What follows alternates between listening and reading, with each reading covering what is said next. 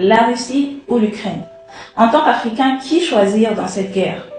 C'est une bonne question, mais est-ce qu'on devrait vraiment se la poser? Même si c'est ce qu'on nous a demandé de faire lors de la dernière Assemblée générale de l'ONU, dans laquelle un seul pays africain a voté pour la Russie, 28 contre et 17 se sont abstenus de voter. La Russie marque peu à peu sa présence en Afrique au détriment du colon par excellence, la France, notamment au Mali avec la force Wagner. Aussi, beaucoup d'Africains marquent clairement leur position pour la Russie parce qu'elle est perçue comme le sauveur face aux échecs de la France. Mais est-ce vraiment un bon choix? Bienvenue dans cette nouvelle chronique d'histoire d'Afrique dans laquelle aujourd'hui on va essayer d'analyser la position de l'Afrique dans cette guerre Ukraine-Russie. Petit disclaimer, parce que je sais que ça va venir dans les commentaires, je ne suis pas prof d'histoire, encore moins analyste politique, je suis juste une passionnée de l'Afrique qui va essayer d'analyser les choses et de vous les expliquer de façon terre à terre. Donc, laissons tomber les mots compliqués et les phrases toutes faites et causons comme si on était au quartier. Je vais essayer de vous expliquer les choses à la camerounaise. Donc, la Russie qui est le mari et l'Ukraine qui est la femme vivent dans une même maison.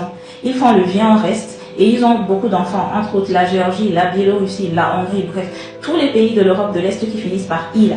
Et leur petite famille s'appelait donc URSS. En face de leur maison, ils avaient l'OTAN comme voisin, qui, elle, est la coalition des pays de l'Europe de l'Ouest. L'OTAN était leur ennemi juré, et chaque jour, ils faisaient le combat sur le gars. Ils le brisaient tous les jours. C'est la période de la guerre froide.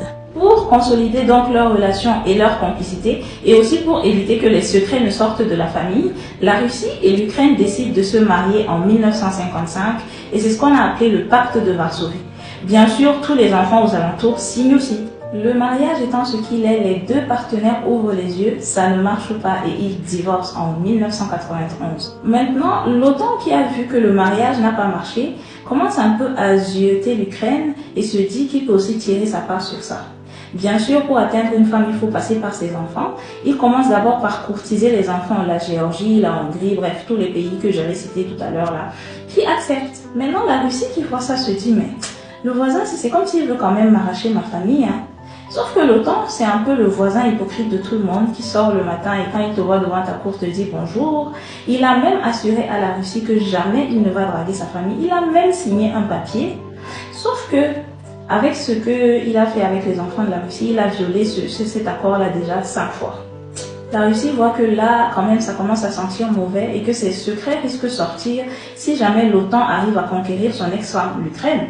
C'est là où il se dit, bon, je vais appeler mon ex-femme pour la prévenir que si jamais elle ose, elle tente de sortir avec l'OTAN, je vais tout gâter.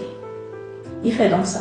Cela dit, si d'autres républiques de l'ex-URSS adhèrent à l'OTAN, nous respecterons leur choix. C'est leur droit souverain en matière de défense, mais certains problèmes pourraient surgir dans le cadre de notre coopération militaire avec l'Ukraine. Je n'y maintiendrai plus nos technologies de pointe et nos armements sensibles.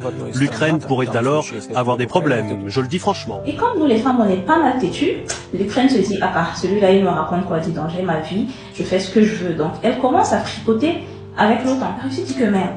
La Russie, elle a tous mes secrets. Elle a les secrets de mes comptes bancaires. Elle sait où je garde mon argent, mes biens et tout.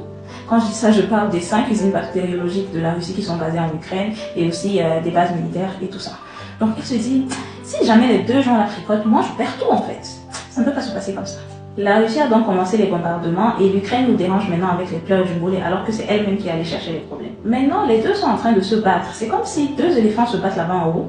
Et chaque animal de la jungle choisit son camp. Le lion va là-bas, le guépard va là-bas, l'antilope, les zèbres et tout. Et maintenant, vous venez nous demander à nous, l'Afrique, qui sommes en quelque sorte comme une fourmi dans la jungle, de prendre parti. Franchement, qu'on aille dans l'un ou dans l'autre camp, ça change quoi en fait? Qu'est-ce qu'on peut apporter dans cette guerre à la Russie ou à l'Ukraine? Rien du tout.